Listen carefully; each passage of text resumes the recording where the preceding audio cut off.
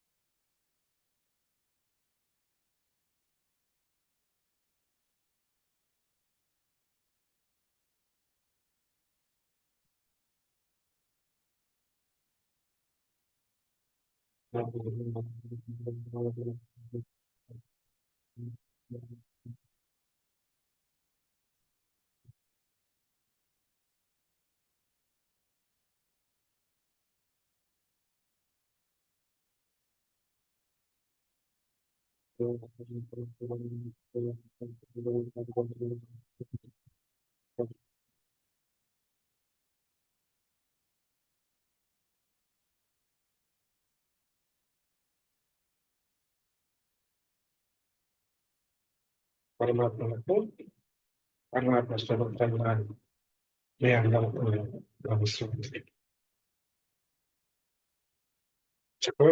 శరన్నవరాత్రుల సందర్భంగా నిన్నటితోటి శరన్నవరాత్రులు పూర్తయినాయి. నిన్న దసరా పండగ అందరూ బాగా చేసుకున్నారు అనుకుంటున్నాను. మా శిష్యులు మేము మాట్లాడించింది. ఇప్పుడు మనం ఇంతకు ముందు శ్రీచక్రం గురించి మనం చదువుకుంటున్నాం. ఒక్కసారి శ్రీచక్రం గురించి మనం ఒక్కసారి చదువుకుంటూ దాంట్లో శ్రీచక్రం అనేటువంటిది రవి, చంద్ర, అగ్ని కణలతో కూడుకున్నటువంటిది అని చెప్పాము. ఈ శ్రీచక్రము అనే దాన్ని గురించి దాంట్లో 8 ఆవరణలు ఉంటాయి అని మనం చెప్పుకున్నాము. ఒక్కసారి ఆ 8 ఆవరణలు మనం ఒక్కసారి పిక్చరియల్ గా మనం చూద్దాం. ఇది శ్రీచక్రం. ఈ శ్రీచక్రంలో మీరు గమనించండి, ఇక్కడ మధ్యలో ఒక బిందువు కనిపిస్తా ఉంది. ఈ బిందువుకి చుట్టూతా ఒక త్రికోణం కనిపిస్తా ఉంది. మళ్ళీ దాని చుట్టూతా అన్ని త్రికోణాలు కనిపిస్తున్నాయి. దాని చుట్టూతా పద్మాలు కనిపిస్తున్నాయి. ఇదొక పద్మము, ఇదొక పద్మము కనిపిస్తుంది. దాని చుట్టూతా 3 వృత్తాకార రేఖలు కనిపిస్తున్నాయి. దాని చుట్టూతా ఒక ఆవరణ కనిపిస్తుంది. మనం చెప్పుకునేటప్పుడు 9 ఆవరణలుగా మనం చెప్పుకున్నాం. ఈ 9 ఆవరణలో ప్రథమ ఆవరణము, మొట్టమొదటి ఆవరణము భూపురము అని చెప్పాం మనం. ఈ భూపురంలో 3 రేఖలు ఉంటాయి అని చెప్పుకున్నాం. ఇదిగో ఇది భూపురం అంటారు దీన్ని. ఈ ఆవరణం అంతటిని కూడా భూపురం అంటారు. ఈ భూపురంలో ఏమున్నాయి? ఇక్కడ ఒక ద్వారం ఉంది. 4 పక్కల 4 ద్వారాలు ఉన్నాయి. ఇక్కడ 3 రేఖలు ఉన్నాయి.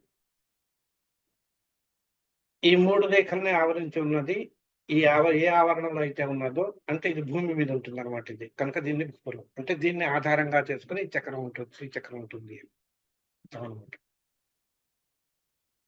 ఆ తర్వాత రెండవ ఆవరణకు వచ్చేసరికల్లా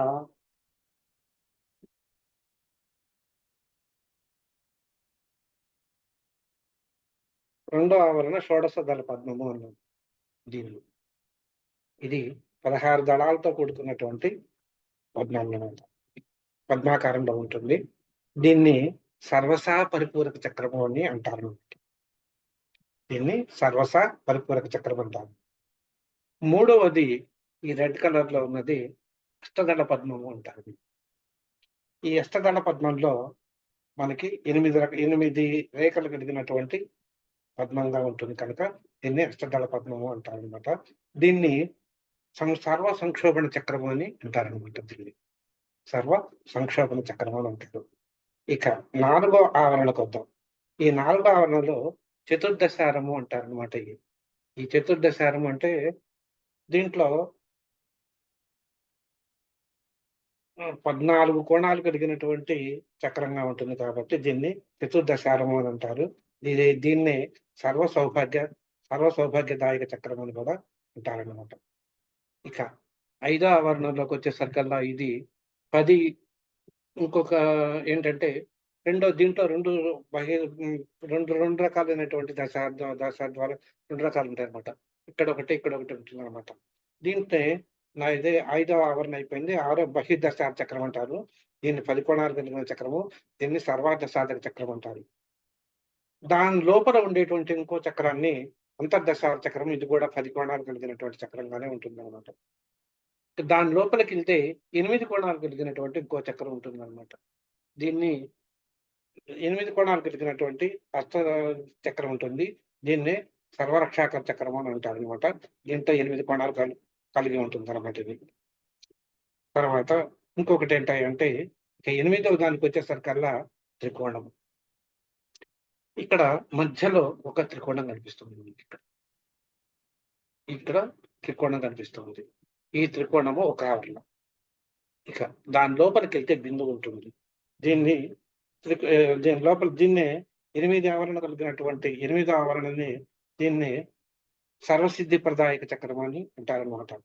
ఈ బిందువు ఉండేటువంటి దాన్ని 9వ ఆవరణం అంటారు. దీన్నే సర్వానందమయ చక్రం అని అంటారనమాట.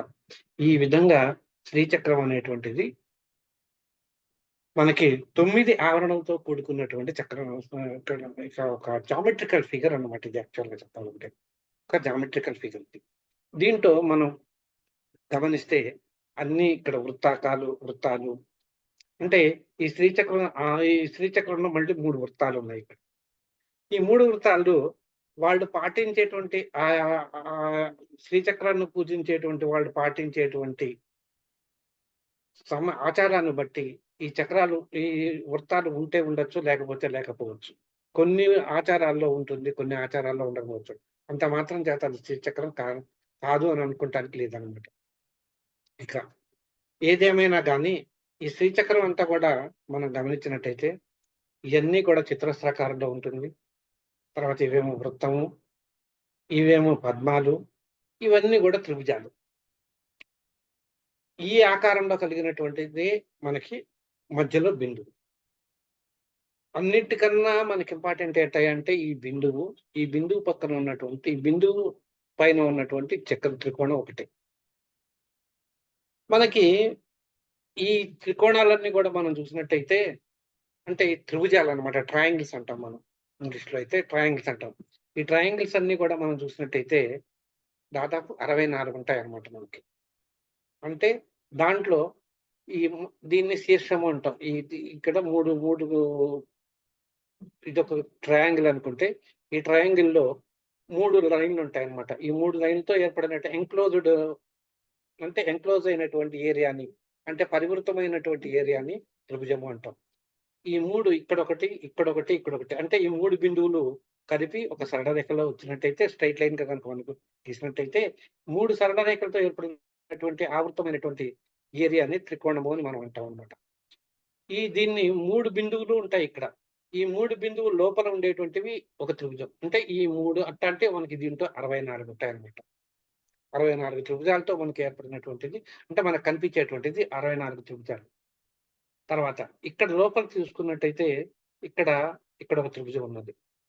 ఇక్కడ మనం గమనించినట్టయితే ఇక్కడ ఒక త్రిభుజము, ఇక్కడొక త్రిభుజము, ఇక్కడొక త్రిభుజము, ఇక్కడొక త్రిభుజము, ఇక్కడొక త్రిభుజం. మొత్తం ఎన్ని ఉన్నాయి?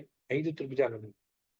ఇటువైపు తీసుకున్నట్టయితే 1, 2, 3, 4 అంటే ఇక్కడ ఏంటంటే 5 త్రిభుజాలు మనకి కిందకు మన వైపు కనుక చూస్తున్నట్టయితే దాన్ని శివచక్రం అని, శివ త్రికోణం అని, శివ శ్రీచక్రం అని చెప్పి దీన్నేమో ఈ త్రిభుజాలనేమో శక్తి త్రిభుజాలని అని అంటారనమాట వీటిల్లో. ఇక మనకి ఈ మధ్యలో ఉండేటువంటి త్రిభుజం యొక్క మధ్యలో ఉండేటువంటి బిందువునే మనకి ఇదే ఇంపార్టెంటు. పరమేశ్వరి అంటే ఈ శ్రీచక్ర సంచారిణి అయినటువంటి అమ్మవారు మనకి ఇక్కడే కేంద్రీకృతమై ఉంటుంది అని మనకి మన శాస్త్రాలు మనకు చెప్తున్నాయనమాట. ఇది. అంటే ఇది 2 డైమెన్షనల్ ఫిగర్ ఇది. అలాగే మనం 3 డైమెన్షనల్ ఫిగర్‌లో గూడా మనం శ్రీచక్రాన్ని మనం చూపించొచ్చు. నేను దాన్ని గూడా మీకు పిక్చర్ నేను చూపిస్తాను మీకు నేను. ముందల మనకి ఇప్పుడు ప్రస్తుతానికి మనం చదువుతున్నది ఈ ఈ ఈ విధంగా చూస్తే శ్రీచక్రం ఈ విధంగా ఉంటుంది అని మనం ఒక ఐడియా కల్పించుకుంటే, ఆ ఐడియాని బట్టి మనం ఇప్పుడు మనం చెప్పేటువంటి సబ్జెక్ట్ మనకు అర్థమవటానికి వీలుగా ఉంటుందన్నమాట. ఇక్కడ ఇంకొకటి చెప్తే అంటే ఇంకొకటి మనం ఆలోచిస్తే ఏంటంటే, ఏవో చెప్పారండి మీరు బాగానే ఉన్నది. ఇక్కడ ఒక చిత్రస్తం అన్నారు. ఇక్కడ ఒక ద్వారం పెట్టారు. ఇక్కడ 4 ద్వారాలున్నాయి. 4 దిక్కులను. మధ్యలోనేమో వృత్తాలున్నాయి. ఇవేవో పద్మాలున్నాయి. ఇవన్నీ ఏంటండి అనంటారు. ఇవన్నీ ఏంటయ్యి అంటే మనలో ఉండేటువంటి మానవ దేహంలో ఉండేటువంటి దేవతల స్వరూపాలనమాట ఇవన్నీ కూడా. స్వ స్వ మానవ దేవతా స్వరూపాలకు ప్రతీకలనమాట ఇవన్నీ కూడా. అదే మీకు నేను చెప్పాలనుకున్నాను. అంటే ఇక్కడేంటంటే ఈ ద్వారంలో 3 రేఖలుంటాయని చెప్పాను నేను. ఈ 3 రేఖల్లోనూ కూడా అక్కడ దేవతలు పరివేష్టించి ఉంటారు. ఇక్కడ 4 దిక్కులు. ఈ 4 దిక్కులా ఉండేటువంటి ఈ 4 దిక్కుల్లో కూడా 4 అంటే 4 ఎంట్రన్స్‌ల్లో గూడా ఇక్కడ దేవతలు పరివేష్టించి ఉంటారు. అలాగే ఈ పద్మాల్లో కూడా ఒక్కొక్క రేఖలోనూ ఒక్కొక్క దేవత పరివేష్టించి ఉంటుంది. అలాగే త్రిభుజాల్లో గూడా ఒక్కొక్క దేవత ప్రతిష్ఠించి ఉంటుంది. ఈ విధంగా ఏర్పడిన అంటే సర్వదేవతామయమైనటువంటి చక్రమే ఈ యంత్రమే ఈ శ్రీచక్రం అని మనకు తెలుస్తుందన్నమాట. బావుందండి. ఇక్కడ మధ్యలో ఉన్నటువంటిది అది బిందువు అని చెప్పాను. ఈ బిందువు నుంచే, ఈ బిందువులోనే పరమేశ్వరుడు కూడా ఉంటాడు. ఈ బిందువు నుంచే అమ్మవారు కూడా అక్కడే పరివేష్టించి ఉంటుంది. అంటే ఇక్కడ మనకు 2 రకాలు కనిపిస్తుంది ఇక్కడ. ఇక్కడ బిందువు కనిపిస్తోంది. దాని చుట్టూతా ఒక చిన్న త్రిభుజం కనిపిస్తోంది. ఈ శాస్త్రంలో అంటే ఈ శ్రీచక్రంలో ఉన్నటువంటి ఈ రహస్యం ఏంటంటే, ఈ బిందువుని పరమేశ్వరుడిగా చెప్తారు. దాన్ని పరివేష్టించి ఉన్నటువంటి ఈ త్రిభుజాన్ని పర పర శక్తి స్వరూపంగా మనకి చెప్తారనమాట. అంటే దీన్ని అంటే ఆధారం ఇది. అంటే మెయిన్ మొట్టమొదటి పాయింట్ మనకేంటనమాట బిందువు. దాని నుంచి వచ్చినటువంటివే. అంటే ఒక ఒక పువ్వు మొగ్గ గనుక మనం తీసుకున్నట్టయితే, ఆ మొగ్గ ఏం చేస్తుందంటే సూర్యకిరణం ఇప్పుడు తామర మొగ్గుంది. ఈ తామర మొగ్గ ఎప్పుడైతే సూర్యకిరణాలు తాకుతాయో, సూర్యకిరణాలు తాకినప్పుడు ఏం చేస్తుంది మొగ్గ విచ్చుకుంటుంది. ఆ విచ్చుకుంటంలో ఏమవుతుందంటే, మనకు కనిపించేది మొగ్గగా ఉన్నప్పుడు మనకు కనిపించేది ఒకటే. కానీ ఎప్పుడైతే సూర్యకిరణాలు దాన్ని తాకి విచ్చుకుంటుందో, అప్పుడు దానిలో ఉన్నటువంటి రేఖలన్నీ గూడా విచ్చుకొని ఒక పుష్పంగా తయారవుతుంది. అవునా కదా? అవును కదా! అలా విచ్చుకున్నటువంటి రేఖలను చూస్తే అనేకమైనటువంటి రేఖలుంటాయి. ఒక్క రేఖ ఉండదు. మనకు కనిపించేది ఒకటే కనిపించింది మొట్టమొదట. కానీ అదే అనేక రకాలు కలిగినటువంటి, అనేక రకాలైనటువంటి రేఖలు కలిగినటువంటి, పెటల్స్ కలిగినటువంటి తామర పుష్పంగా మనకి అగుపించింది. అట్లాగే శ్రీచక్రం గూడా బిందువు రూపంలో ఉండేటువంటి పరమేశ్వరుడి దగ్గర నుంచి అంటే పైకి వచ్చే కొద్దీ కూడా ఏమవుతుందనమాట, ఒక విశాలమైనటువంటి ఒక చక్రంగా ఏర్పడింది. ఒక యంత్ర రూపంగా మనకు ఏర్పడింది. ఒక చక్ర రూపంగా మనకొచ్చిందనమాట. ఆ చక్ర రూపమే అదే విశాల అంతరిక్షం అనమాట. అంటే విశ్వమంతా గూడా దీంట్లోనే మూర్తీభవించి అంటే దీనిలోనే అంతర్లీనమై ఉన్నది అని మనకి శాస్త్రాలు చెప్తున్నాయన్నమాట. అంటే, అంటే ఈ శ్రీచక్రం అంతా గూడా మనకి ఒక ఒక ఏంటనమాట విశ్వానికి ప్రతీకత అని చెప్తారన్నమాట. అలాగే మనకి మనకి మనకు కూడా మన దీన్నేమో పిండాండము అంటారు. బయటికి కనిపించేదాన్నేమో మన దేహాన్ని పిండాండం అంటారు. బయటికి కనిపించేదంతా బాహ్య అండాండము అని అంటారు. అంటే ఈ భూమి గూడా మనకి ఎట్లా కనిపిస్తుందంటే భూమి దాన్ని పరివేష్టించినటువంటిదంతా గూడా మనం చూసినట్టయితే గోళాకారంలో కాక ఒక అండ రూపంలో కనిపిస్తుంది. దాన్నే అండము అండాకారం అంటాం. అలాగే మన దేహాన్ని పిండాండము అంటారనమాట. ఈ పిండాండంలో గూడా మనలో కూడా ప్రపంచం ఉన్నాది. అంటే పరమేశ్వరుడు మనలో కూడా ఉన్నాడు అని చెప్పి మనకి చెప్తారనమాట. ఆ పరమేశ్వరుడు మనలోనే ఉన్నాడు గనక మనకి ఈ శ్రీచక్రం గూడా మనలోనే ఉన్నది అని మనం భావించుకోవచ్చును. ఆ వివరణ అంతా నేను చెప్తుంటాను. ప్రస్తుతానికి ఏంటంటే ముందర ఈ శ్రీచక్రం గురించి కొద్దిగా మనం చదువుకుందాం. చదువుకుని అప్పుడు మనం ఏది ఎక్కడెక్కడ ఎలా అన్వయించుకోవాలి అనేటువంటిది సమయానుకూలంగా నేను చెప్తూ ఉంటాను. ఇక ఇప్పుడు మొన్న మనం చదువుకునేటప్పుడు ఏంటంటే శ్రీచక్రం అంటే అంటే కూడా ఈ ప్రపంచం అంతా కూడా సూర్యుడి చేత పగలంతా కూడా సూర్యుడి చేత ఆహ్, వెలుగునిద్దుతుంది. సాయంకాలం వచ్చేసరికల్లానేమో మనకి చంద్రుడి చేత ప్రకాశింపబడుతుంది. అట్లాగే ఉదయ సంధ్యా వేళల్లోనేమో అగ్ని చేత మనకి ప్రకాశింపబడుతుంది అని మనం చెప్పుకున్నాం. ఇవన్నీ కూడా మనకెక్కడి నుంచి వచ్చాయని చెప్పుకున్నాం. ఈ శ్రీ చక్రం నుండే మనకొచ్చాయని చెప్పుకున్నాం. అంటే మనకి ఈ శ్రీ చక్రాన్ని మనకు 3 భాగాలుగా విభజించి అగ్నికండం అని రవికండం అని చెప్పి, చంద్రకండం అని చెప్పి, అగ్నికండం అని చెప్పి 3 భాగాలుగా విభజించి చెప్పారు. ఈ భాగాలుగా విభజించి చెప్తున్నప్పుడు మనకేం చెప్పారనమాట. దీంట్లో ఉన్నటువంటి ఒక్కొక్క ఖండంలో ఉన్నటువంటి అగ్నికండంలో ఉన్నటువంటి జ్వాలలేందంటే 108 అగ్ని జ్వాలలుంటాయని చెప్పారు. అట్లాగే చంద్రుడికేమో 136 కళలుంటాయని చెప్పారు. సూర్యుడికేమో 116 కిరణాలుంటాయి అని చెప్పారు. అంటే ఏవండీ సూర్యుడికి గాని, వీళ్ళకి గాని ఇంతేనా ఉండేది? మరి మనకంత ప్రకాశించున్నప్పుడు అనేక రకాలైనటువంటి కిరణాలుంటాయని సహస్ర కిరణుడు కదా సూర్యుడు అని చెప్పి మనకి చెప్పొచ్చనమాట. అడగొచ్చు మీరు. అంటే యాక్చువల్‌గా చెప్పాలి అంటే సహస్ర కిరణుడే. కిరణాలకి లెక్క లేదు. అంటే ఇక్కడ సహస్ర అంటే 1000 అని కాదు అర్థం. అనంతము అని అర్థం అనమాట ఇక్కడ. అనంత కిరణుడే. దాంట్లో ముఖ్యమైనటువంటివి 116 సూర్యుడికి. అట్లాగే చంద్ర కళలు అనేకమైనటివి ఉండొచ్చు. దాంట్లో ముఖ్యమైనటువంటివి 136 మాత్రం. అగ్ని జ్వాలలు అనంతం. దాంట్లో ముఖ్యమైనటువంటివి 108. ఇవన్నీ మనకు కూడుకున్నటువంటి 360 వస్తాయన్నమాట మనకి. ఈ 360 కూడా మనకి ఆహ్, సంవత్సరంలో ఉండేటువంటి రోజులకి ప్రతీక, సంవత్సరానికి ప్రతీక అని మనం కిందటి క్లాస్‌లో మనం చెప్పుకున్నాం అన్నమాట. అంటే ఈ, ఈ సంవత్సరానికి అంటే ఈ కళలన్నీ కూడా మనకి ఈ సంవత్సరానికి ప్రతీక. అంటే పగలు, రాత్రి, సంధ్య వేళ సమయాలు వీటన్నిటి చేత కూడుకున్నటువంటిదే కాలం గనుక, ఇవన్నీ కూడా ఆ కాలాలు ఆయా సమయాల్లో ఆయా దేవతలు అంటే సూర్యుడు, రవి, అగ్ని పర్యవేక్షించి ఉంటారు అని చెప్పి మనకి తెలుస్తుంది. మళ్ళీ వీళ్ళెక్కడి నుంచొచ్చారు మనకి? మనకి పరమేశ్వరుడు అంటే పరమేశ్వరి దగ్గర నుంచే వచ్చిందనమాట. అంటే సహస్ర బిందువులో ఉండేటువంటి పరమాత్మ కొలువై ఉంటాడు. ఆయననే మనం ఆ పరమాత్మ నుంచి విడిపోయి ఇంకొక రూపంగా మనకొచ్చాడు. విమర్శాంశ అనేటువంటి ప్రకాశాంశ అనేటువంటి ఇంకొక బిందువుగా మనకొచ్చింది. ఆ బిందువే మనకేమైందనమాట ఈ త్రికోణంగా వచ్చిందనమాట మనకి. అంటే ఈ బిందువు నుంచే ఏర్పడినటువంటిదే ఈ మధ్యలో ఉండేటువంటి ఒక చిన్న త్రికోణము. అంటే ఈ ప్రకాశానికి అంటే ఈ పరమాత్మలో ఉండేటువంటి పరమాత్మ స్వరూపంగా ఉండేటువంటి ఈ బిందువుకి ఏ అయితే లక్షణాలుంటాయో, ఆ లక్షణాలన్నీ గూడా ఈ త్రికోణానికి కూడా ఉంటాయి. ఒక అవ్యక్త రూపం ఈయన నుంచి వచ్చింది. అది త్రికోణ రూపంలో వచ్చింది. మనం అంటే అంటే ఏవండీ మీరు ఇంకొకటి అడగొచ్చు మీరిక్కడ. ఏంటంటే పరమాత్మకు రూపం లేదు కదా! మరి ఈయన మరి మీరేమో బిందు రూపం అంటారేంటండి అని చెప్పొచ్చు. అంటే దిస్ ఈస్ ఎ రిప్రజెంటేషన్ అంతే. కనుక యాక్చువల్‌గా చెప్పాలి అంటే ఆయనకి రూపరహితుడు అని మనం చెప్పుకున్నాం. అంటే పూర్ణంగా ఉంటాడు. ఎప్పుడు కూడా పూర్ణంగా ఉంటాడు అని మాత్రమే మనకి చెప్పుకున్నాం చెప్పుకోవచ్చు గానీ, ఆయనకి యాక్చువల్‌గా రూపరహితుడాయన. మన కంటికి కనిపించాడు. అగమ్య గోచరుడాయన. కనుక ఈ పరమేశ్వరుడుగా అగమ్య గోచరంగా ఉండే వ్యక్తం చేయలేనటువంటి రూపం కలిగినటువంటి వాడే భగవంతుడు అని చెప్పి మనం భగవద్ లక్షణాల్లో మనం చెప్పుకున్నాం. ఆ లక్షణాల నుంచి వచ్చినటువంటి నుంచి వచ్చినటువంటి రూపమే అవ్యక్త రూపమే మనకిక్కడ విమర్శించ ఆవిడే ప్రకృతి అంటాము. ఆవిడే ఇదంటాము. దాన్ని మనం ఏం చేస్తున్నామంటే ట్రయాంగులర్ రూపంలో మనం చూపిస్తున్నాం అన్నమాట. అది ఒక శక్తి క్షేత్రం అన్నమాట. ఆ శక్తి క్షేత్రం. కనుక అవి 2 కూడా అవినాభావ సంబంధం కలిగి ఉంటాయి.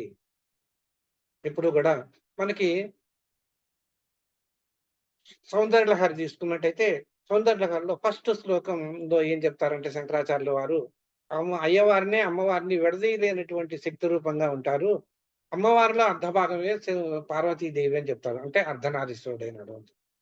అలాగే ఇక్కడ కూడా బిందు రూపంలో ఉండేటువంటి పరమాత్మ, ఆయన చుట్టూతా ఆయన ఆవరించి ఉన్నటువంటి త్రికోణము, అవి 2 కూడా అవినాభావ సంబంధం కలిపి ఒక్కటిగానే మనం పరిగణించాలి గానీ, విడివిడిగా మనం వ్యక్తం చెయ్యరాదు.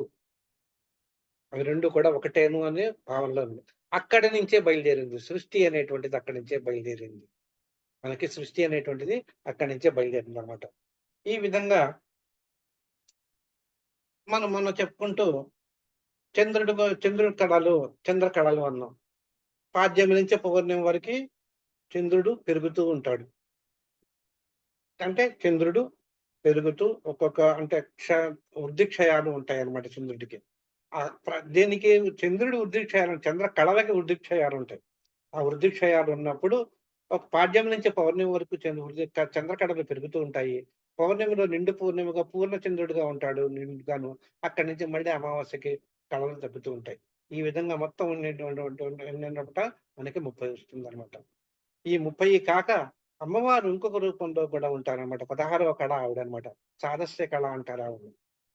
ఈ విధంగా మనకి మొత్తం 15 తిథులు ఉన్నట్టయితే, ఈ 15 తిథుల్ని మనం ఒక పక్షము అంటాం. ఇలాంటి పక్షాలు 2 కలిస్తే మనకి ఒక మాసం అవుతుంది. ఇలాంటివి 2 మాసాలు కలిస్తే ఒక ఋతువు అవుతుంది. ఆ 3 ఋతువులు కలిస్తే ఒక అయనం అవుతుంది. ఒక అయనం 2 అయనాలు కలిస్తే ఒక సంవత్సరం అవుతుంది. సంవత్సరం అంటే 360 రోజులని మనం చెప్పుకుంటాం. అంటే ఏంటన్నమాట, చంద్రుని మన కాలాన్ని ఈ కాల విభజన అనేటువంటిది ఈ అయ్యవారి యొక్క నుంచి మనకి వచ్చింది అని మనం చెప్పుకోవచ్చనమాట. అంటే ఈ కాల విభజన అనేటువంటిది మనకి దేని వల్ల వచ్చిందంటే సూర్య సంచారం వల్ల అండ్ మనకి ఈ చంద్ర కళల వల్ల మనకి ఏర్పడింది అని మనం చెప్పుకోవచ్చనమాట. అంతే కాకుండా మనకి ఈ పరాశక్తి యొక్క ఈ కళా విద్యలన్నిటిని కూడా అంటే ఈ కళల వృద్ధిక్షయాలు అమ్మవారి యొక్క రూపాలే, అమ్మవారి యొక్క ప్రాసాదిత్యమే ఈ కళల యొక్క రూపం. ఈ ఇవన్నీ కూడా అమ్మవారి యొక్క కళలు. అంటే చంద్రుడు గాని, సూర్యుడు గాని, అగ్ని గాని ఇవన్నీ కూడా అమ్మవారి నుంచే వచ్చిందని మనం చెప్పుకున్నట్టయితే, అమ్మవారి యొక్క రూపాన్ని వివరించేటువంటి ఈ విద్యలన్నీ కూడా శ్రీచక్రాకార రూపంలోనే మనం ఉన్నది అని మనం చెప్పుకోవచ్చు.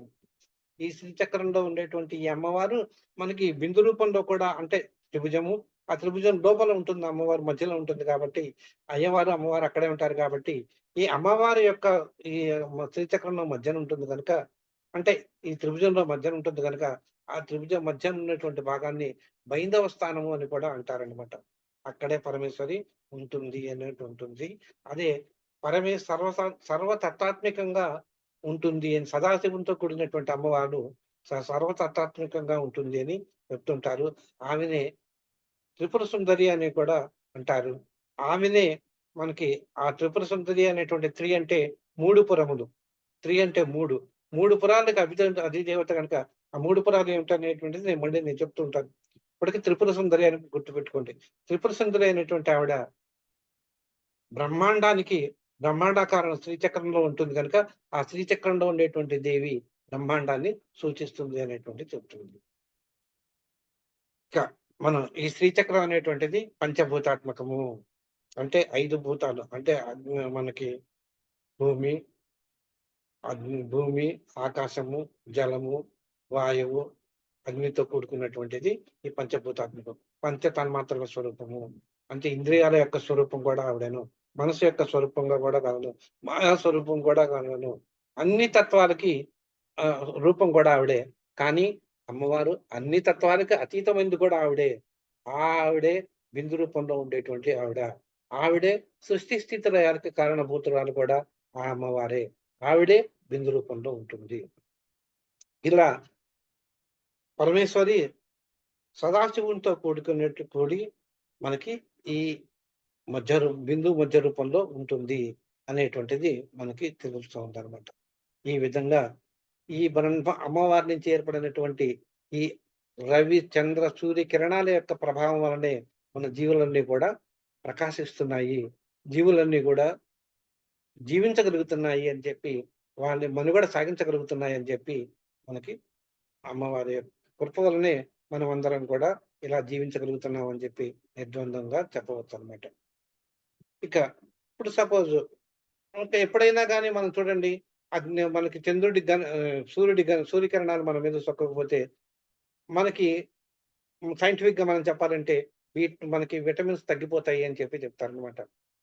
విటమిన్ తగ్గిపోతే మళ్ళీ అక్కడేదో మనకి అనారోగ్యం వస్తుందక్కడ. కనుక ఆ కిరణాలు మన మీద పడాలి. చంద్రకిరణాలు పడాలి. ఇటు అగ్ని కిరణ మన రవి కిరణాలు మన మీద పడాలి. ఇటు అగ్ని కిరణాలు మన మీద పడాలి. అప్పుడే మన యొక్క మనలో మనం స్వస్థతగా, ఆరోగ్యంగా మనం ఉంటాం సైంటిఫిక్‌గా చెప్పాలి అంటే. అంటే ఈ విధంగా మనం ఉన్నాము అంటే కారణం ఈ ఈ స్వరూపాలే. ఈ తత్వ స్వరూపాలే. ఈ తత్వ స్వరూపాల కారణమైనటువంటిది అమ్మవారే.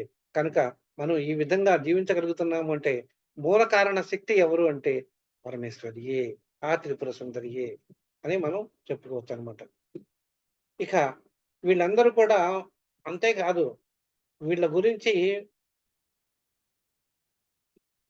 ఇప్పుడు సంవత్సరానికి మనం చెప్పుకున్నాం 360 రోజులు సంవత్సరము అని చెప్పుకున్నాం. ఈ సంవత్సరానికి అధిపతి దానికి ఒక పేరు పెట్టారన్నమాట. ఈ సంవత్సరానికి ఒక అధిపతిని. ఆయన పేరే ప్రజాపతి. అట్లాగే సృష్టిని చేసేటువంటి వానికి ఒక అధిపతిని పెట్టారు. ఆయన్నే భగుడు అంటారు.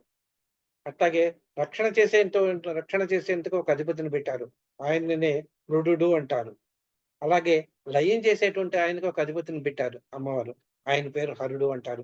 ఇవన్నీ కూడా వాళ్ళ పనులు చేయటానికి ఆవిడ నియమించింది. అంటే ఎట్లా చెప్పుకోవచ్చంటే దీన్ని ఇప్పుడు మనం ఎన్నుకున్నాం. ఒక ఎలక్షన్స్ వస్తాయి మనకి. మన రాష్ట్రానికి సపోజ్ దేశానికి అనుకుందాం. ఒక ఎలక్షన్స్ వస్తాయి. అందరిని ఎన్నుకున్నాం. మనం ఎన్నుకున్న తర్వాత వాళ్ళందరూ మనకు పరిపాలన చేయాలి. అందులో లోకసభలో ఏం చేస్తారు? ఆళ్ళందరూ అసెంబ్లీ అవుతారు. వాళ్ళందరూ ఎంపీలు అంటారు మరి. వాళ్ళ నుంచి మళ్ళీ ఏం చేస్తారు? ఒక నాయకుడిని ఎన్నుకుంటారు. ఆ నాయకుడు ఏం చేస్తాడు? ప్రధానమంత్రి అంటాం మనం. ఆ నాయకుడు ఏం చేస్తాడు మళ్ళీ వేరు వేరు శాఖలకి ఇదిగో మీరు వేరు వేరు దాంట్లో పికప్ చేసుకొని ఎవరెవరు వాళ్ళ సామర్థ్యాన్ని బట్టి పికప్ చేసుకొని వాళ్ళందరికీ వేరు వేరు శాఖలు నియమిస్తాడనమాట. అలాగే ఎందుకు నియమిస్తాడు? ఆయన చేయలేడా? చేయగలడు. కానీ పరిపాలనా సౌలభ్యం కోసం ఏం చేస్తారనమాట, ఆయన వేరు వేరు వేరు శాఖలకి వేరు వేరు రిప్రజెంటేటివ్స్‌ని ఇస్తాడనమాట. వాళ్ళనే మనం మంత్రులు అంటున్నాం. అలాగే ఇక్కడ కూడా అమ్మవారు ఏం చేస్తుందనమాట, తాను చేయగలదు. మనల్ని రక్షణ చేసేటువంటిది ఆవిడే. కానీ ఆవిడేం చేస్తుందనమాట, ఒక రిప్రజెంటేషన్ పెట్టిందనమాట. సృష్టి స్థితి లయాలకి ఒక రిప్రజెంటేషన్ పెట్టిందనమాట. వాళ్ళే వీళ్ళు. వీళ్ళ పర్యవేక్షణ భారం అంతా ఎవరిది? అమ్మవారిదే. కానీ టోటల్‌గా రక్షణ భారం అంతా కూడా అమ్మవారిదే. కనుక ఆయా పనులకు నియమించింది గానీ, వాళ్ళ యొక్క పనులు చేసేది మాత్రం ఆవిడే. ఇదిగో ఈ విధంగా చేయండి, ఈ విధంగా చేయండి అని చెప్పేటువంటిది ఆవిడే అన్నమాట. ఈ విధంగా మనకి ఈ కాల స్వరూపం అనేటువంటిది మనకి ఏర్పడింది. కనుక ఈ భూతత్వం దీంట్లో మనకున్నటువంటి ఈ కిరణాలు ఏవైతే ఉన్నాయో, ఈ కిరణాలన్నీ కూడా మనకేమవుతాయన్నమాట, అనేక రకాలైనటువంటి తత్వాలు కలిగినటువంటివిగా మనకుంటాయన్నమాట. ఈ తత్వాలు కలిగినటువంటి వాటిల్లో మనకి హ్మ్. భూమి యందు 28 కిరణాలున్నాయంట. ఈ కిరణాలు సూర్యుని, అమ్మవారి యొక్క కిరణాలు కొన్ని, శక్తి కిరణాలు కొన్ని, మళ్ళీ అమ్మవారి యొక్క శక్తికి శివభేదాల చేత అవి 2 రకాలైనటువంటి కిరణాలుగా వచ్చి ఈవిడ నుంచి వస్తుంది, ఆవిడ నుంచి వస్తాయి, ఆయన నుంచి వస్తాయి. మొత్తం భూతత్వ సంబంధమైనటువంటి కిరణాలు మనకి 28 ప్లస్ 28 అంటే 56 కిరణాలు వస్తాయన్నమాట. అలాగే జలతత్వానికి సంబంధించి 52 వస్తాయన్నమాట. అలాగే అగ్నితత్వానికి సంబంధించి 62 వస్తాయి. వాయుతత్వానికి సంబంధించి 54 వస్తాయి. ఆకాశతత్వానికి సంబంధించి 72 వస్తాయి. మనస్తత్వానికి సంబంధించి 32 వస్తాయి. ఈ విధంగా మనకి అనేక కిరణాన్ని తత్వరూపంలో గూడా విభజన చేశారనమాట. అంటే ఇప్పుడు ఎట్లాగంటే అంటే మనిషి తాను పుట్టినటువంటి దీనివల్ల కొన్ని రకాలైనటువంటి ఇప్పుడు మనం మెడిసిన్స్ తీసుకుంటాం. ఏదైనా బాగాలేదు అని చెప్పి మెడిసిన్ అనుకో. ఆ మెడిసిన్ వచ్చినప్పుడు మనకి అన్ని మెడిసిన్స్ మనకు సరిపడవు. మన తత్వానికి సంబంధించింది ఏదైతే ఉంటుందో ఆ మెడిసిన్ మాత్రమే మనకు సరిపడుతుంది గానీ, అన్ని మనకి సరిపడవు. అంటే ఇప్పుడు మన డాక్టర్ కొంతమందికి పారాసిటమాల్ సరిపడుతుంది. కొంతమందికి సరిపడదు. అంచేత అప్పుడేంటనమాట, తనకేం గావాలో అదే అలాంటి మెడిసినే ఇస్తారనమాట. అట్లాగే మనకి ఈ రకాలైనటువంటి తత్వాలన్నీ ఉన్నా గానీ, దాంట్లో మనిషి యొక్క ఇంబాలెన్స్ అనేటువంటిది ఉంటుందనమాట. ఆ భేదం మనిషి యొక్క తత్వాన్ని బట్టి ఈ తత్వం ఎందుకొస్తుంది? మనిషికి తేడా ఎందుకొస్తుంది అంటే, వాడు చేసుకున్నటువంటి కర్మఫలం వల్లే ఈ భేదాలనేటువంటివి తత్వ భేదం అనేటువంటిది వస్తుందనమాట. ఆయా భేదాలను బట్టి ఆయా కిరణాల్ని మనం శోషించుకుంటాం అనేటువంటిది జరిగి, మనం సర్వైవ్ కాగలుగుతున్నామని చెప్పొచ్చనమాట. అది. సూక్ష్మంగా చెప్పాలంటే అది. తర్వాత ఇక నెక్స్ట్ ఏంటంటే మనం బిందువు అని చెప్పుకున్నాం ఇందాకన మనం. ఈ బిందువు అనేటువంటిది ఏంటి అనేటువంటిది మళ్ళీ ఇంకొకసారి క్షుణ్ణంగా మనం చదువుకుందాం బిందువు గురించి. ఈ బిందువు అనేటువంటిది ఆధారమైనటువంటిది. సృష్టికి ఆధారమైనటువంటిది ఈ బిందువు. ఈ బిందువే మిగతా చక్రాలన్నిటికి దీంట్లో 8 మొత్తం 9 చెప్పాను గదా నేను. ఈ 9 చక్రాల్లో కూడా ఈ బిందువు అనేటువంటిది ఒక చక్రం గనక మిగతా 8 చక్రాలకే ఆధారభూతమైనటువంటిది దీన్ని ఆధారమైనటువంటిది ఈ బిందువే.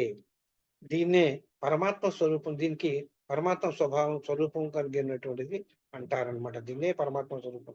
అదే పరమాత్మ స్వభావం కలిగి ఉంటుంది. బ్రహ్మజ్ఞానుడు ఏమంటారంటే దీన్ని ఈ బిందువుని వృత్తమని, ఆత్మ అని, పరబ్రహ్మ అని, సచ్చిదానంద స్వరూపం అని ఇలా రకరకాలైనటువంటి పేర్లతో ఎవరికి నచ్చిన పేర్లతో వాళ్ళు పిలుచుకుంటూ ఉంటారనమాట. అంటే ఆ పేర్లకి ఎవరికి నచ్చిన పేర్లు పిలుచుకుంటూ ఉంటే దాంట్లో కూడా ఒక అర్ధ పరమాత్మలు అన్నీ ఉంటాయన్నమాట. ఇక ఒక రకంగా చెప్పాలి అంటే పరమేశ్వరుడికి నామం గాని, గుణం కానీ, తత్వం గాని లేనటువంటి వాడే పరమాత్మ అని మనం చెప్తాం. రూప రహితమైనటువంటి రూపరహితుడైనటువంటి వాడే పరమాత్మ అని మనకు చెప్పుకున్నాం. అలాగే ఇక్కడ ఈ బిందువు కూడా మనం వర్ణించ అలవి కానిదనమాట ఇది. ఇక్కడ ఏంటంటే ఇంకొకటేంటంటే మనం బిందువు అన్నప్పుడు గుండ్రంగా పెడతా ఉంటాయి. అంటే మనకి ఇటు ఎండగా దానికి ఆద్య అంతములు లేవు. అంటే మొదలు గాని, చివరి గాని దానికి లేవు. అంటే పూర్ణంగా ఉంటుందనమాట. అంటే పూర్ణం అంటే ఆహ్, కంప్లీట్‌గా ఉంటుందనమాట. ఒక కంప్లీట్ ఆకారంగా మనకు కనిపిస్తుందనమాట. అంటే భగవంతుడు ఏ విధంగా అయితే మనకి పూర్ణ స్వరూపుడో, అంటే సకల గుణ సంపన్నుడు మళ్ళీ ఆయనే. ఏ గుణాలు లేనటువంటి వాడు ఆయనే. అలాగే ఇక్కడ ఈ బిందువు కూడా మనకి నామరహితమైనటువంటిది అని చెప్పుకోవచ్చు. ఇదే పూర్ణమైనటువంటిది అని కూడా మనం చెప్పుకోవచ్చనమాట. కానీ ఈ వ్యవహారం కాకపోతే ఈ పూర్ణమని మనం ఎందుకు చెప్పుకుంటున్నాం? దాన్ని మనం ఏదో ఒక పేరు చెప్పుకోవాలి గదా! అందుకని జెప్పి మనం మనం ఒక మనిషి ఉన్నాడనుకోండి. మనం ఫలానా వ్యక్తి అని మనం చెప్పుకోగలగాలి. చెప్తేనే అతన్ని మనం ఐడెంటిఫై చేయగలుగుతాం. లేకపోతే లేదు. ఏదో మన కంటికి కనిపించని దాన్ని ఊహా రూపంలో మనం చెప్పుకోవాలన్నా కూడా కొంచెం కష్టమైనటువంటి పని. అట్లాగే ఇక్కడేంటంటే పరమాత్ముడు లేడు అని చెప్పేదానికన్నా, లేడు అని చెప్పటం కరెక్టే గానీ, ఇక్కడ ఏంటంటే ఆయన ఒక రిప్రజెంటేషన్‌గా మనకు ఒక ఒక ఒక విధంగా మనం ఆయన చెప్పగలగాలి. అదే ఇక్కడ ఈ శ్రీచక్రంలో బిందు రూపంగా మనం చెప్తాం అన్నమాట. ఈ బిందువునే మళ్ళీ సుధా బిందువు అని కూడా అంటారు. సుధా అంటే అమృతం. ఇక్కడే అమృతం కురుస్తుంది. అమృత బిందువైనటువంటి బిందువు అమృత సింధువు. అమృతమైనటువంటి స్థలము అనేటువంటిది అని కూడా అని చెప్పటం. ఇక్కడ ఏ అమృతం లభిస్తుంది మనకి? బ్రహ్మజ్ఞానం అనేటువంటి అమృతం లభిస్తుంది. కనుక ఇది సుధా బిందువు అవుతుంది. చంద్రలోకము. చంద్రుడు ఏ విధంగా మనకి తన వెన్నెలను మన మీద కురిపిస్తాడో, ఆ వెన్నెల కురిపించటం వల్ల మనం ఎంత ఆహ్లాదం పొందుతామో, అలాంటి ఆహ్లాదాన్ని ఈ బిందువులో మనం పొందుతాము అని అర్థం అన్నమాట. అంటే ఈ చంద్రలోకం అనేటువంటిది అందుకనే దీన్ని చంద్రలోకం అన్నారు. ఇక సహస్రారం. సహస్రారం అంటే మనకి ఏడవ చక్రం మన దీంట్లో అది సహస్రారం అనే పెట్టుకోండి ప్రస్తుతానికి పేరు. ఈ సహస్రారం అని కూడా దీన్నంటారనమాట. ఇక్కడ ఈ బిందువు యొక్క తేజోరూపం వల్లనే అంటే ఎప్పుడైతే పరమాత్మకి సృష్టి చేయాలి అని సంకల్పిస్తాడో, ఆ సృష్టి సంకల్పం చేసేటప్పుడు ఈయనేం చేశాడనమాట, ఆ బిందువు నుంచి ఇంకొక రూపాన్ని తీసుకొచ్చాడనమాట. అంటే ఆయనే తేజస్వరూపుడు. ఆ తేజస్వరూపం నుంచి ఇంకొక రూపం మనం తీసుకొచ్చాడనమాట. ఆ బిందువే ఆ రూపమే త్రికోణము. అంటే ఈ బిందువు యొక్క తేజో రూపం వల్లనే మనకి ఈ త్రికోణం పుట్టింది అని మనం చెప్పుకోవచ్చనమాట. తర్వాత మరి ఇంకోటి చెప్పుకోవచ్చు. ఏవండీ ఈ నుంచి సగం నుంచి వచ్చేసి ఇంకొక రూపం సృష్టించాడు కదా! మరి ఈయనకి ఎనర్జీ తగ్గిపోదా అని. ఇప్పుడు మనం ఏదన్నా పని చేసామనుకోండి. మనం పని చేసినప్పుడు ఏదన్నా మనకి అబ్బా! ఎంత కష్టపడ్డాను మన నిస్సత్వం అయిపోతుంది మనకి. అంటే మన శక్తి అంతా కూడా ఆ పని చేయటానికి ఖర్చయిపోతుంది. ఆ ఖర్చయిపోయినప్పుడు మనకేమనిపిస్తుందనమాట నిస్సత్తువ అనిపిస్తుంది. ఏవండీ మరి మీరు చెప్పారు కదా! ఆ బిందువులో ఉండేటువంటి పరమాత్మ ఆయన నుంచి ఇంకొక రూపాన్ని మనం తీసుకొచ్చి పక్కన పెట్టారు కదా మీరు. ఆ పక్కన పెట్టినప్పుడు మరి ఆయనకి శక్తి తగ్గిపోదా అని జెప్పి. అలాంటి అవకాశమే లేదిక్కడ. ఆయన పూర్ణ స్వరూపుడు. అంటే మళ్ళీ ఎనర్జీ ఆయనకి ఎంత ఎంత ఎనర్జీని ఆయన నుంచి తీసుకున్నా గూడా అందుకనే ఆయన నుంచి మళ్ళీ ఆయనకింకా వస్తుంది. అంటే ఎప్పుడుగా ఆయనకి ఎనర్జీ శక్తిపూరితుడే ఆయన. మళ్ళీ ఆయనే కాకుండా ఆయన నుంచి వచ్చినటువంటి అమ్మవారు కూడా ఆవిడ కూడా సేమ్ అంతే శక్తి సంపన్నమైనటువంటిది. కనుక వాళ్ళిద్దరూ కూడా ఎనర్జీ కోల్పోవటం అనేటువంటిది ఉండదు. ఇక్కడ మనకి Newton's third Lalo energy neither be created Nar destroyed అని చెప్తారు. అంటే ఆ ఎనర్జీ అనేటువంటిది మనం సృష్టించలేము. దాన్ని నాశనం చేయలేము అన్నట్టు. అట్లాగే ఇక్కడేమవుతుందనమాట, ఆయన నుంచి పరిపూర్ణుడైనటువంటి పరమాత్మ నుంచి వచ్చినటువంటి ఎనర్జీని సేమ్ అట్లాగే ఉంటుంది తప్ప, ఆ ఎనర్జీని వేరే రూపంగా ఒక రూపం నుంచి ఇంకో రూపంలోకి మారింది. అంతే. కానీ ఆ ఎనర్జీగానే ఉన్నది. అందుకే మనకి మనకి శాస్త్రాల్లో పూర్ణమిదం పూర్ణాత్ పూర్ణముదచ్యతే పూర్ణస్య పూర్ణమాదాయ పూర్ణమేవావశిష్యతే అని చెప్పారు. అంటే ఆ కనిపించని బిందువు ఏదైతే ఉన్నదో అది అనంతమైంది.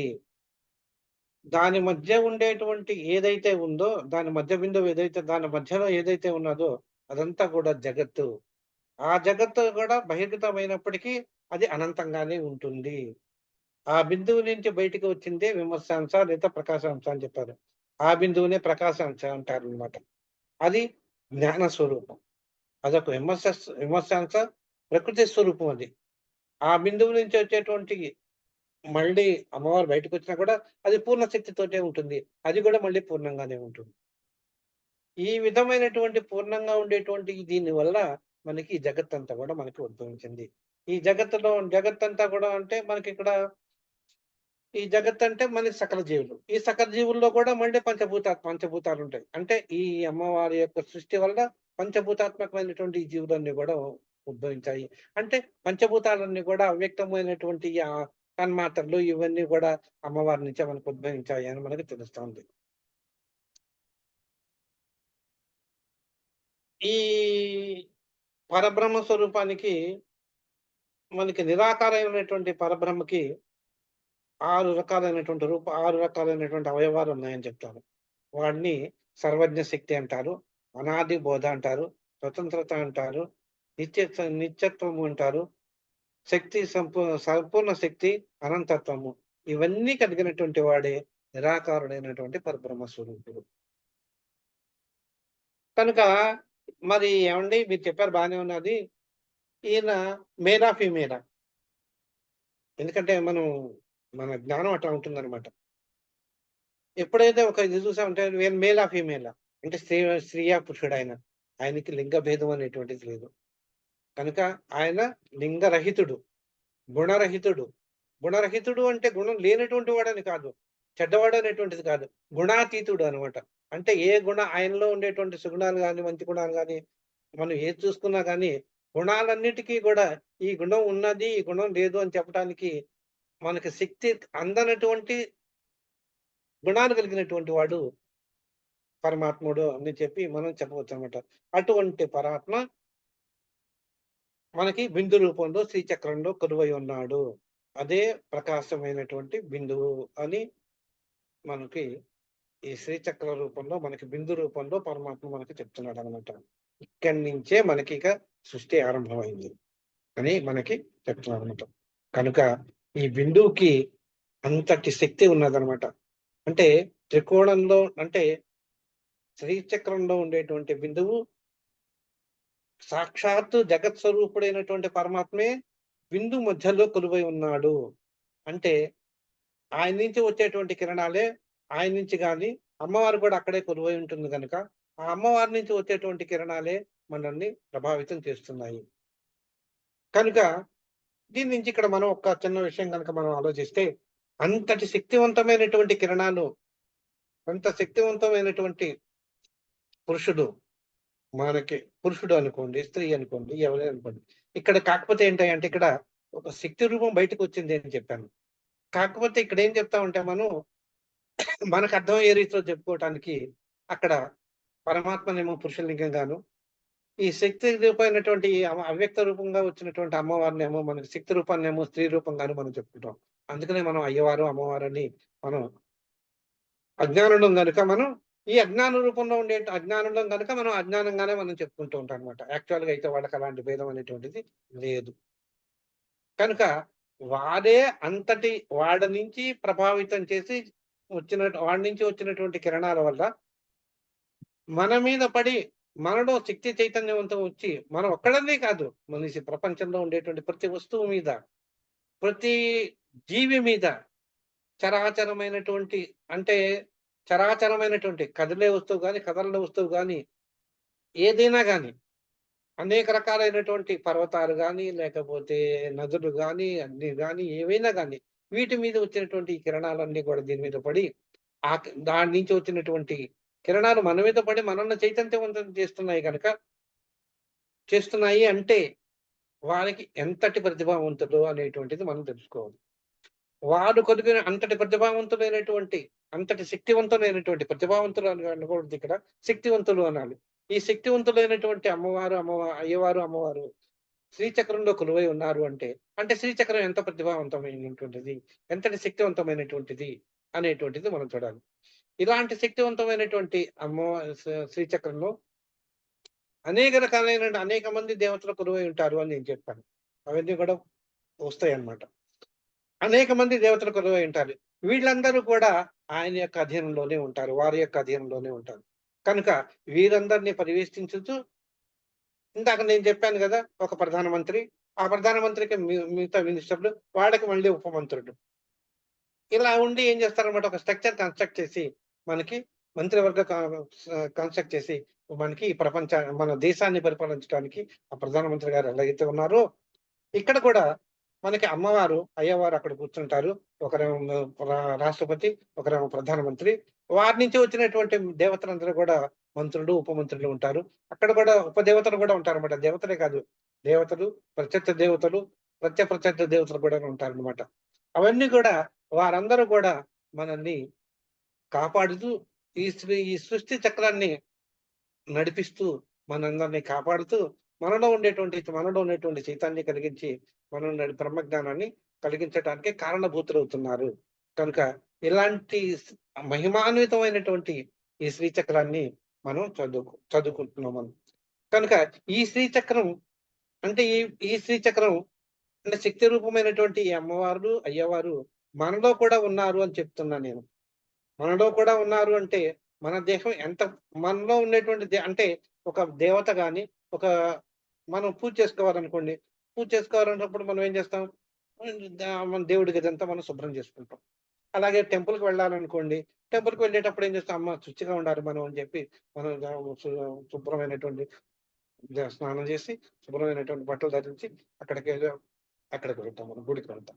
అలాగే అంతటి మామూలుగా మనం చూసేటువంటి అట్లాగే మనం చూసేటువంటి దేవత దేవ మందిరానికి ఇట్లాగెళ్తే మనలోనే ఉన్నాడు అని నేను చెప్తున్నాను భగవంతుడు. మనలోనే భగవంతుడు ఉన్నాడు అన్నప్పుడు మన దేహమే దేవాలయం అవుతుంది. ఆ దేవాలయాన్ని మనం ఎలా ఉంచుకోవాలి? ఎంత శుభ్రంగా ఉంచుకోవాలి? అనేది కూడా మనం ఒక్క క్షణం ఆలోచిస్తే మనం ఎలా ఉంచుకోవాలి అనేటువంటిది మనకి అర్థమవుతుంది. అంటే మనం గూడా శుచిగా ఉండాలి. మనలో శుచిగా ఉండాలి అంటే మనలో ఉండేటువంటి మలినాలు గాని, లేకపోతే మనలో ఉండేటువంటి కొన్ని ఇక్కడ పోవాలి. మనలో ఉండేటువంటి మలినాలు పోతాయి. మనం టెంపుల్‌కి ఎందుకెళ్తాం? మనలో ఉండేటువంటి దేహానికి ఉన్నటువంటి మలినాలన్నీ పోగొట్టుకొని శుభ్రంగా వెళ్తాం మనం. అట్లాగే పూజ చేసుకునేటప్పుడు కూడా మనం ఏం చేస్తామన్నమాట, స్నానం చేసి శుభ్రమైన బట్టలు ఎందుకు ధరిస్తాం మనం? శుభ్రంగా మనలో ఉండేటువంటి ఈ దేహం శుచిగా ఉండటానికి. బాహ్య దేహం శుచిగా ఉండటానికి. అట్లాగే మనలోనే దేవుడున్నాడు అని నేను చెప్తున్నప్పుడు, మనం ఎంత శుచిగా ఉండాలి? మనలో ఉండేటువంటి మలినాలేంటి? ఇవన్నీ గూడా మనం పోగొట్టుకోవాలి. ఈ మలినాలను పోగొట్టుకున్నప్పుడు మనకి భగవద్ దర్శనం తప్పనిసరిగా అవుతుంది అనేది నా అభిప్రాయం.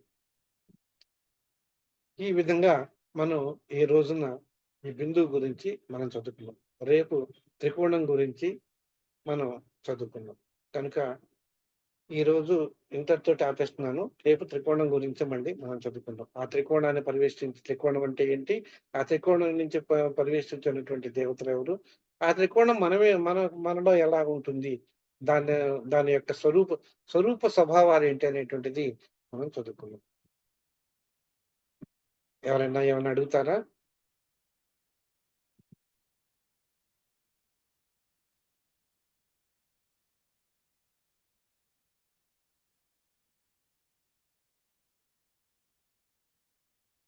Anybody question?